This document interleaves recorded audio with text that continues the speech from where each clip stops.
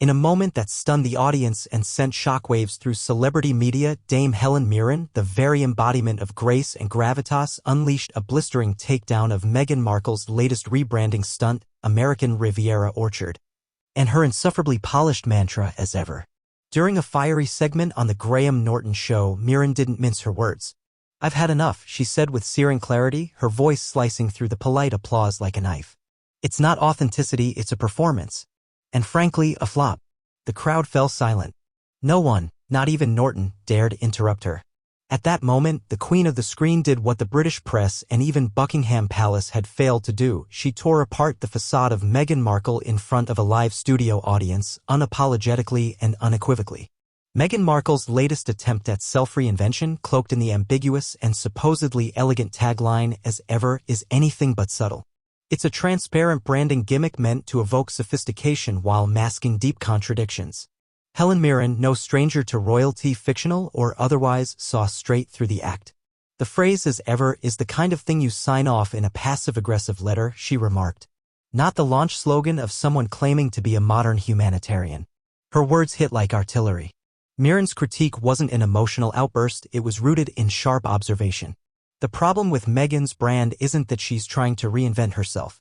It's that every reinvention is coated in a thick layer of hypocrisy. From actress to duchess, from duchess to victim, from victim to lifestyle guru, every iteration is so heavily scripted it leaves no room for authenticity. The American Riviera Orchard lifestyle brand, complete with handwritten calligraphy and pear preserves in mason jars, reeks of curated elitism under the guise of relatability. It's Gwyneth Paltrow's Goop, but with less science and even less charm. One of the greatest issues surrounding Meghan Markle is her compulsive need to mythologize herself at every turn. She has, in many ways, become her own fiction writer, crafting an ever-changing identity, always placing herself at the center as the misunderstood protagonist in a cruel world. It's not just tiresome, it's deeply manipulative. Mirren, speaking on the Norton Show, made this crystal clear: you can't play the victim while marketing yourself as a lifestyle goddess. You can't cry oppression while monetizing your royal title. You can't claim independence while clinging to the legacy of the very institution you left. These aren't tabloid theories, they're documented contradictions. Meghan and Harry voluntarily left their royal duties, citing toxic media attention, only to immediately sign massive deals with Netflix and Spotify to tell their uncensored story. That story included tossing family under the bus, dramatizing childhood traumas, and constantly reframing events in Meghan's favor with little room for counter-narratives or verification. And now, after public sympathy has waned, Meghan returns not with humility, but with jam. Before, as ever, came another Meghan vanity project, Archetypes, the podcast meant to redefine stereotypes about women. The problem? It lacked any real substance. Despite a few high-profile guests, the podcast was directionless and hollow, more self-promotion than social commentary. The Wall Street Journal and other credible outlets reported that Spotify was deeply dissatisfied with the results, leading to the end of their $20 million deal. This wasn't a private business failure. It was a public implosion. Meghan and Harry were quietly labeled grifters by Spotify insiders.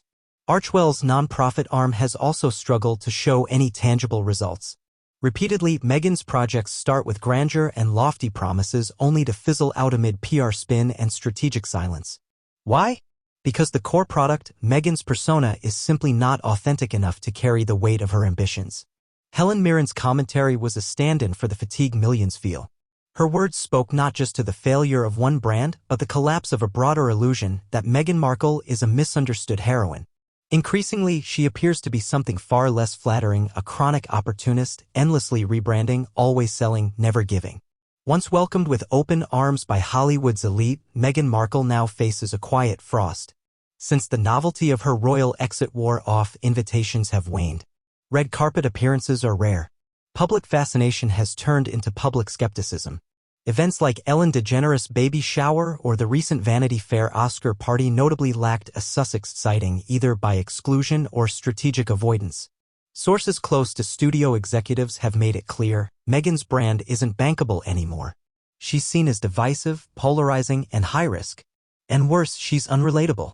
Even Netflix, once eager to leverage the Sussexes' story, has reportedly pulled back, scaling down future projects and opting for more mainstream, less controversial content. In contrast, Helen Mirren remains a beloved icon. She's walked the tightrope of fame with grace, integrity, and a complete absence of PR manipulation. When someone like Mirren criticizes Meghan, it isn't petty, it's powerful. It's a seasoned woman with real experience calling out the plasticity of a carefully managed image. Perhaps the greatest irony of Meghan's public image is this: despite constant visibility, the public feels they don't know her at all. There's no anchor, no consistency. She's been the struggling actress, the American Duchess, the misunderstood royal, the podcast host, the children's book author, and now, apparently, a California lifestyle entrepreneur. Despite the speeches, the interviews, and the endless self-produced content, there is little depth. No long-standing advocacy. No grassroots work. Just repackaged ideas, high-fashion photo ops, and corporate speak masquerading as empowerment.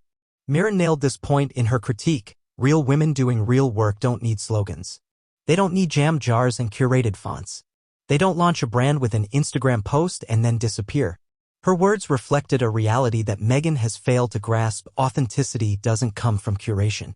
It comes from consistency, vulnerability, and transparency. 3 things Meghan's brand has chronically lacked. Meanwhile, the royal family, the very institution Meghan routinely disparages, has remained strategically silent. While Meghan continues to make veiled attacks through branding choices and interviews, the firm has doubled down on public service and quiet dignity. Prince William and Kate, often Meghan's unspoken rivals, have maintained rising popularity on both sides of the Atlantic. Their work, be it early childhood development or mental health awareness, is consistently followed through, rooted in tangible results, not branding campaigns.